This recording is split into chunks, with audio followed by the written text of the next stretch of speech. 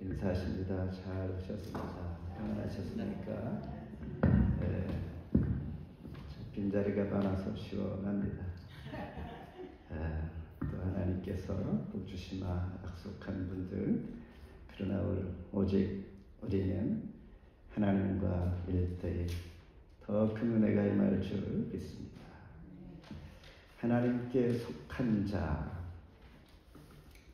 요한 2서와 요한 3서를 보면 말씀이 참 비슷합니다.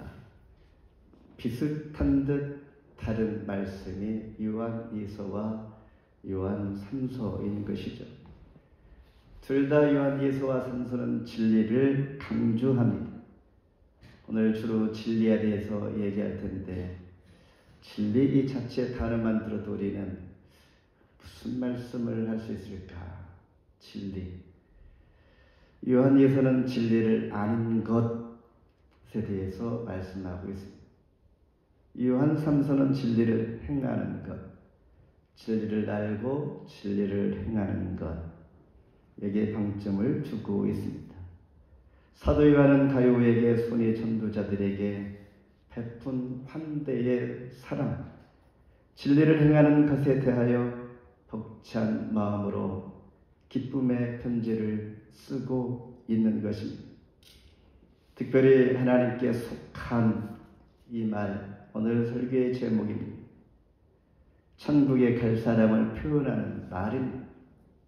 여러분 모두가 하나님께 속한 자인 줄 저는 믿습니다. 다른 말로 그리스도께 속한 자, 진리에 속한 사람, 영에 속한 사람이라고도 표현을 합니다. 우리 모두는 자기 자신을 살펴 나의 소속을 굳게 할 필요가 있습니다. 하나님께 속한 자인 것을 스스로가 늘 굳게 할 필요가 있다라는 것입니다. 왜냐하면 마태복음 3장에 보면 알곡과 가라지가 한 밭에서 자라고 있습니다. 결론은 마지막은 달라질 텐데 한 밭에서 같이 자라고 있는 알곡과 가라지, 그렇다면 교회 안에서도 그럴 수가 얼마든지 있을 수 있다라는 말을 생각할 때 우리는 나의 소속, 하나님께 속해 있는 자인 것을 늘 확인하며 굳게 할 필요가 있다라는 것입니다. 먼저 사도로부터 사랑받는 가요입니다. 우리 2절 같이 한번 읽어볼까요? 요한 3서 2절 시작. 사랑하는 자여 너 영원히 잘됨같이 너희가 범사에 잘되고 강건하기를 내가 간구하노라. 우리가 혹시 운전하다 보면 경찰관을 만나기도 하죠. 눈에 보이는 순간 우리는 어떻게 본능적으로 행동을 합니까? 과속을 하다가 속도를 줄이고 내가 달리는데 규정에 위반되지 않나 자기 자신을 생각해 보죠. 그런데 경찰을 마트에서 만났다고 해봅시다.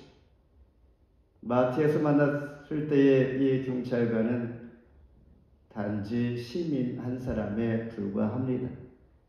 따라서 옷과 신분, 이것에 따라서 소속과 정체성을 결정해 주는데 유대인들은 늘 자부심이 있었습니다. 자기 자신은 하나님의 자손 아브라함의 후손이요 하나님을 아버지로 모신다고 주장하면서 소속에 대한 우월감이 늘 있었습니다. 그때 예수님께서 이들에게 어떻게 말씀하시는가?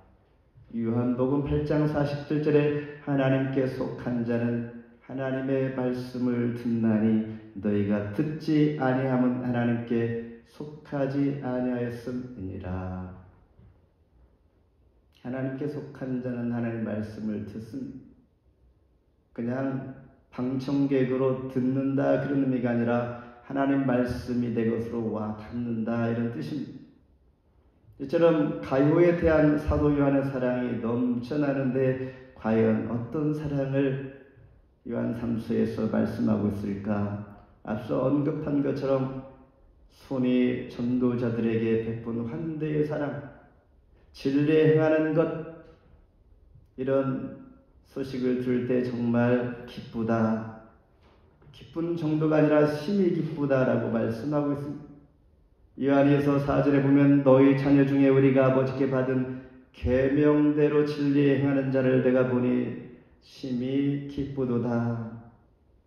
이렇게 요한 사도는 가요에게 대한 특별한 애정을 표현하고 있는데, 이 짧은 요한 3서에서 2절, 5절, 11절에 3번씩이나 사랑하는 자여라고 부른 디오드레와 같은 자들과 맞서서, 즉 악한 자들과 하나님을 떠난 자 같은 이런 사람과 맞서서 진리와 싸우고 있는, 외롭게 싸우는 가요를 격려하고 있는 것입니다. 그러면서 사도 요한은 가요에게 너희 영혼이 잘됨같이 범사가 잘되기를 바라노라 말씀하고 있는 것입니다. 너희 영혼이 잘됨같이. 그렇다면 영혼이라는 게 무엇입니까? 물론 다 아시겠지만은 중요한 부분이기 때문에 한번 언급하고 가려고 합니다. 창세기 2장 7절에 보면 여호와 하나님이 땅의 흙으로 사람을 지으시고 생기를 그 코에 불어 넣으시니 사람이 생명이 되니라.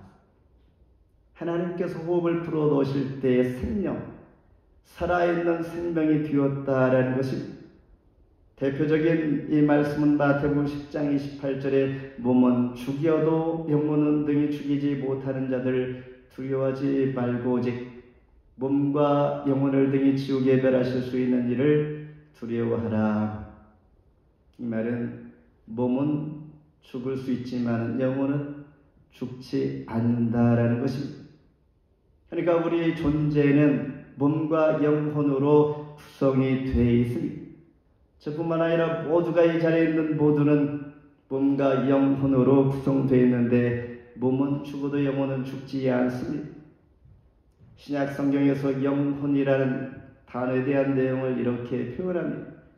여러 표현을 하고 있죠. 마음이라고도 표현합니다.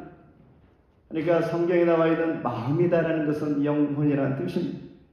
정신, 내면의 자아, 속사람, 내면의 깊은 지성소는 하나님을 만나는 장소이기 때문에 우리 마음 깊숙한 곳에 내 영혼 가운데 하나님과 우리가 만날 수 있는 그 장소다라는 것입니다.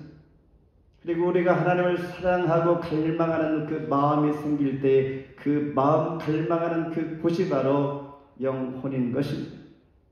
때로 갈급함으로 몸부림치는 내면의 자아가 있을 때 있습니다. 갈등할 때 몸부림치고, 그런 순간 갈등하고 갈망하는 그 장소가 바로 영혼이라는 것입니다. 이렇게 영혼이 잘됨이란 무엇을 의미할까? 4절에 내가 내 자녀들이 진리 안에 생한다함을 듣는 것보다 더 즐거움이 없도다. 5절에도 나그네 된 자들에게 행하는 것을 접대하는 것은 신실한 일이다 라고 말씀합니다.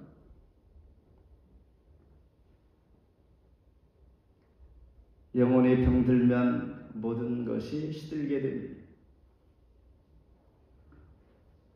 우리 저 학생 안내해 주시죠. 찬양부실로 학생부 가라고. 장소를 못 찾는 것 같아서. 네, 가네. 영혼이 병들면 모든 것이 시들게 됩니다. 육체는 영혼이 있어서 매우 귀중한 것이죠. 그런데 우리가 살아가는 이 시대에 기름지고 화려한 것들이 넘쳐나는데 우리 영혼은 기근을 만난 시대다 이렇게 표현합니다. 살다 보면 누구나 풍랑을 피할 수 없고 맞을 수 있다는 것입니다. 풍랑을 맞았을 때 내가 어떻게 반응하느냐에 따라서 내 영혼이 건강한지 그렇지 않은지 우리는 금방 알 수가 있습니다. 지금은 알 수 없습니다.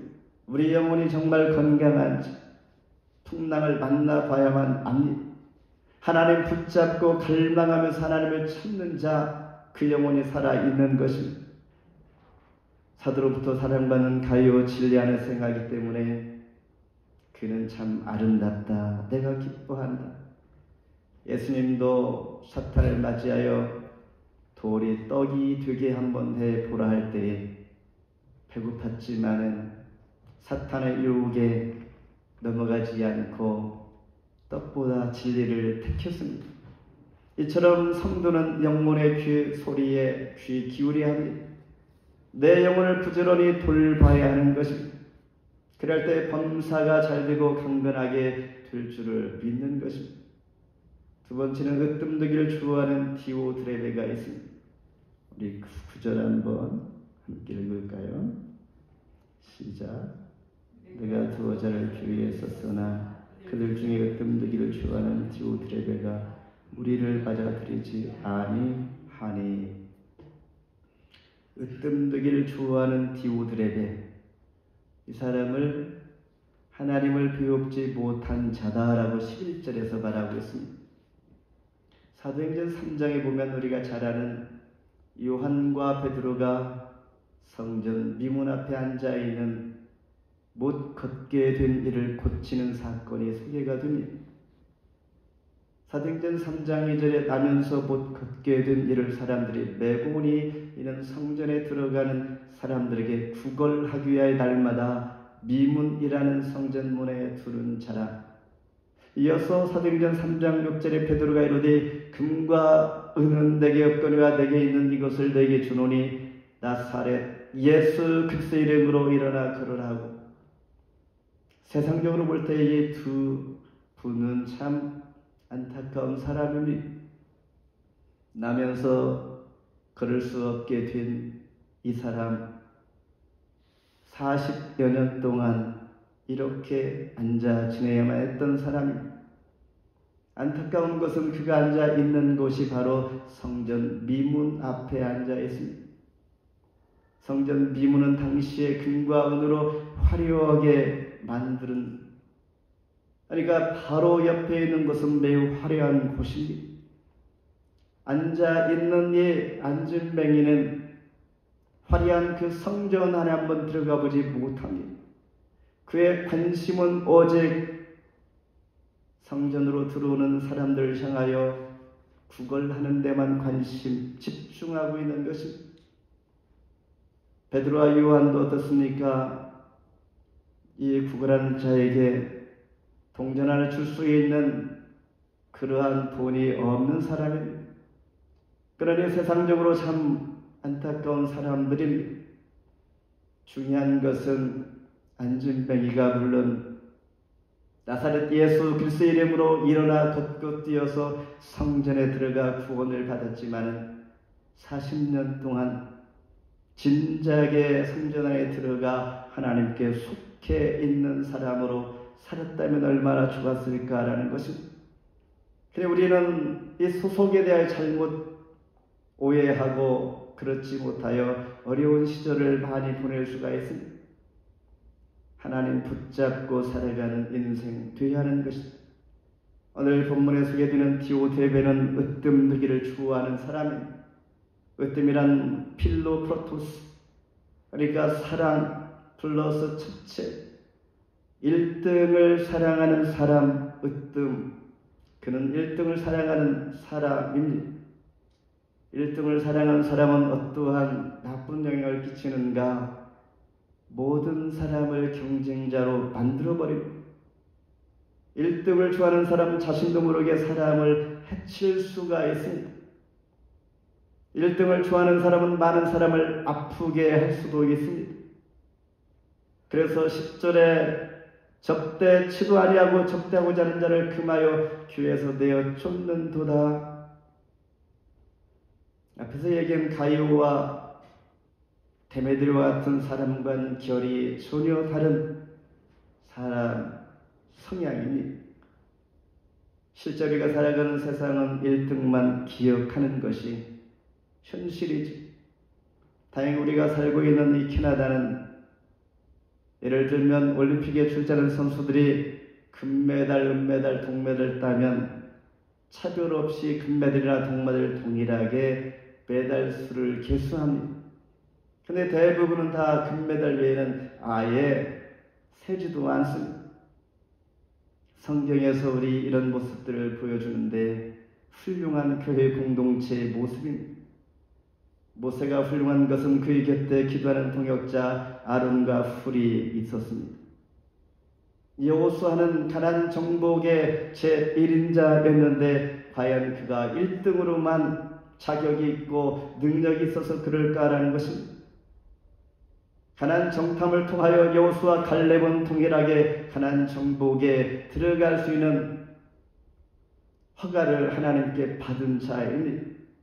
그래서 갈렙은 여호수아에게 그 길을 확실하게 여호수아에게 부담을 주지 아니하고 1등을 만들어 주기 위하여 그는 가나안 입성에서 이 산지를 내게 주소서, 아예 저 멀리 떨어진 산지에 묻혀 살아갔던 것입니다.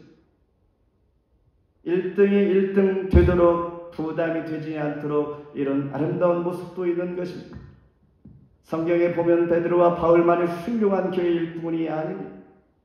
뒤에서 사도라는 칭호도 없이 빛도 없이 섬겼던 마가가 있고 누가가 있고 바나바, 디모데가 있었던 것이죠. 이들은 사도가 아닌 제2선의 인물들이었던 것입니다. 특별히 바나바는 훌륭한 사울이 다소 자기 고향에 가서 집거하고 있을 때 그를 불러내어서 안디옥 교회로 데려가 교육을 받고 훈련을 받아 이방 선교의 제1인자가 되게 됩니다. 그 주동 인물 위로자가 바로 바나바였다라는 것입니다. 하나님은 이것을 어떻게 말씀하는가? 으뜸되기를 좋아하는 사람에게 에레미야 49장 35절 만군의 여호와가 이같이 말하노라. 보라, 내가 엘람의 심에 으뜸 가는 활을 꺾을 것이요. 하나님의 으뜸 들어가는 자를 직접 손보신다라고 말씀하십니다. 그러나 하나님 안에서 으뜸 되는 것을 싫어하는 것이 아닙니다. 주 안에서 잘 되어야 합니다. 머리가 되어야 하는 것입니다. 으뜸되는 비결이 하나 있습니다. 베드로전서 5장 6절에 그러므로 하나님의 등하신 손 아래에서 겸손하라. 때가 되면 너희를 높이시라. 하나님께서 하시는 것입니다. 방법과 차원이 다른 높임을 받는 방법을 하나님은 이렇게 말씀하십니다. 디오드레베 데메드리오는 결이 전혀 다르지만은 같은 때 한 교회에서 사도 요한의 설교를 들으면서 지도자가 된 분들입니다. 그런데 이 두 분은 어떻게 한 장소 한 분의 설교를 듣고 성향이 이렇게 완전히 다를까? 이뿐만 아니라 우리가 살아가는 현실도 그렇습니다.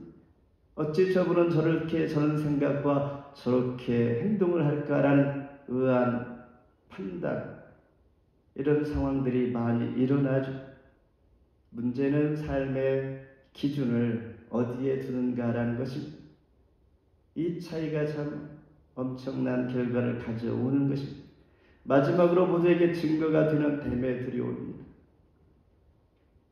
12절 제가 읽겠습니다.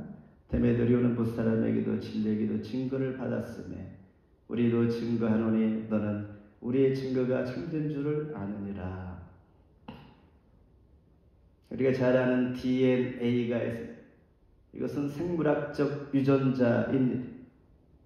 생물학적 유전자 DNA가 있다면 MEME가 있습니다. 이것은 그리스어로 모방을 의미하는데 문화적 유전자라고 합니다.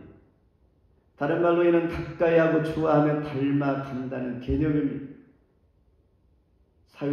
사회학적인 신조어인데 모방하고 따라하는 것, 인간의 본성입니다. 따라서 문제는 대상입니다. 누구를 대상으로 본받고자 하는가? 사도는 11절에서 가이오에게 본받아야 할 대상이 누구인지 제시하는데 데메드리오가 너희가 본받을 사람이다 라고 말씀합니다. 이 사람은 직접적이며 구체적인 설명 대신에 다 생략하고 여러 증인들을 나열하는 방식으로 무사람에게도 증인된 사람이요, 무사람, 모든 사람, 많은 사람 누구나 물어보면 이 사람은 좋은 사람이라고 할 수 있는 그런 사람이다라는 것입니다. 신뢰를, 크레딧을 잘 킵하고 있는 사람, 그리고 동일한 진리에게 데메드리가 복음의 진리를 증거한 사람이라는 것을 말해줍니다. 그는 정말 하나님 앞에 바로 서 있는 사람이다. 또 하나는 우리에게, 즉 사도에게, 가요에게 공동체가 보증하는 사람이다. 이런 사람 찾기가 참 쉽지가 않습니다. 그러나 우리는 이런 사람 되어야 합니다.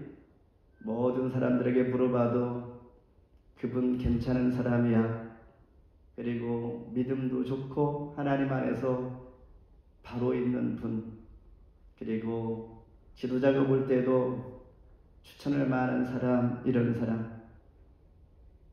우리는 데메드로에 대해서 다 할 수는 없지만 굳은 일을 언제나 앞장서서 맡아서 봉사하고 섬기는 사람이었을 것이다 라는 것입니다. 그리고 화목해 하는 사람, 격려하는 사람, 그리고 나누어 주고 대접하기를 즐겨하는 사람이었을 것이다. 마치 서정희 권사님처럼 이러한 모습, 진리 안에 있는 분, 이렇게 자랑할 만, 추천할 만한 사람, 모두에게 증거가 되는 데메드리오, 그리스도인이 본받아야 할 대상이며 그런 자가 하나님께 속한 자인 것입니다. 그렇습니다. 교회는 천차만별입니다. 수많은 사람들이 모이는 곳, 다양한 사람들이 모이는 곳입니다. 그래서 오랫동안 예수 믿어 진리 가운데 거하는 사람도 있거니와 아직도 선악간의 분별이 분명하여 의구심을 갖는 분들도 없지 않아 있습니다. 그렇다고 우리가 주변을 볼 때 참 본받을 사람이 없다라고 실망할 필요는 없습니다. 왜냐하면 내가 본받을 사람이 되는 것이죠. 내 자신이 다른 이들에게. 어떻게 디오드레베와 데메드리오는 각각 다른 평가를 받게 되었을까? 11절에 선한 것을 본받으라. 선을 행하는 자는 하나님께 속하고 악을 행하는 자는 하나님을 비웃지 못하였느니라. 선한 사람은 하나님께 속한 사람이에요. 하나님을 바라보는 자입니다. 하나님께 속한 자는 선한 일을 알고 선을 행하게 됩니다. 늘 시선을 하나님께 둔다라는 것입니다. 그런 자는 선을 행할 수밖에 없는 것입니다. 하나님 앞에 늘 마음을 두는 것입니다. 별것 아닙니다. 늘 마음속에 하나님을 생각하면서 하나님께 속하면 내 자신도 보이고 선을 행하는 삶이 무엇인가를 할 수도 있고 생각도 하고 내 마음을 하나님께 늘 두는 것. 어느 작게 그래서 한 겨울에 아몬드 나무가 꽃이 만발합니다. 지중해와 유럽에서 가장 이른 봄에 피는 나무가 바로 아몬드 나무 꽃인데 그때 주변에 있는 나무들이 비웃습니다. 저렇게 교만할 수가 있어요. 저 나무는 봄에 피어야 되는데 겨울에 꽃을 피웠어. 자기가 봄이 오게 할 수 있다고 믿는 모양이지 라고 비웃었습니다. 이 말을 듣던 아몬드 나무는 부끄러워서 얼굴을 붉히며 말합니다. 용서하세요 자매님들. 맹세코 나는 꽃을 피우고 싶지 않았지만 갑자기 내 마음속에 따뜻한 봄바람을 느꼈습니다. 하나님께 속한 자들, 따뜻함을 느끼고 하나님의 사랑, 하나님께서 주시는 그 무엇인가 온정의 마음, 선한 마음, 진리 마음들 중으로 내 자신도 모르게 그렇게 행동으로 옮겨지는 것입니다. 중요한 것은 데메드로와 같은 마음의 성품은 저절로 형성되는 것이 아니다라는 것입니다. 악한 성품을 익히는 것은 힘들지만은 쉽게 무너지지만은 믿음의 성품은 믿음의 좋은 성품을 가진 자와 함께 해야 합니다. 내가 그렇게 하든가 이렇게 데메드로처럼 늘 모두에게 증거되는 그리스도는 우리 모두가 사모해야 그러한 증거자인 것이죠. 말씀을 맺습니다. 톨스토이는 말하기를 어떤 이가 어른이 되어 하루하루를 살아가는 심은 그가 어렸을 때에 받은 사랑의 심이라고 합니다. 그래서 심령에 뜨겁게 느껴지는 일이 있거든 그 일이 작은 것일지라도 행동으로 옮겨 보는 것입니다. 처음부터 데메드로처럼 하나님께 속한 자가 되기는 쉽지 않다라는 것입니다. 오늘 본문에 소개되어지는 인물 세 사람 분명히 알 길은 없으나 이 시대에도 가이오 같은 사람, 디오드레바 같은 사람, 데메드로 같은 사람이 있다는 것입니다. 그래서 이름도 빛도 없이 하나님께 속하여 살다 보면 무사람에게도 진리에게도 지도자에게도 인정받는 증거가 되는 사람이 될 수 있는 것입니다. 기도하겠습니다.